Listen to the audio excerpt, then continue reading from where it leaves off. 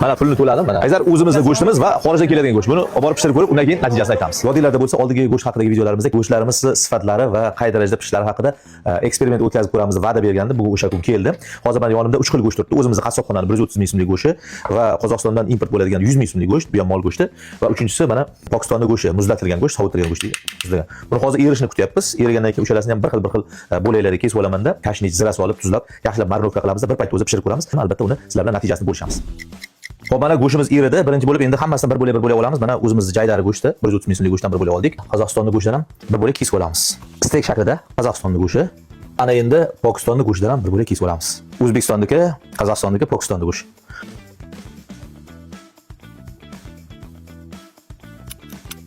Marinovka qildik. 130 ming, 100 ming, 65 ming. Hozir bilamiz. Endi ozgina fursat dimlab qo'yamiz. Xo'p, mana 1 soatdan oshiqroq biz bilan pishirdik. Kichkina bo'lib qoldi go'shtlarimiz pishib. Xo'p, birinchi o'zimizni O'zbekistonning go'shtidan boshlaymiz. O'zi 1 soatdan oshiqroq bo'lgan bo'lsa, yarim soatda o'zi bu pishib bo'ladi. Agar shunday bo'lsa ham yonida turib ularni xotat ko'ramiz. Qozog'istonning go'shti. Sal qattiqroq lekin bu kesilishdan ma'lum.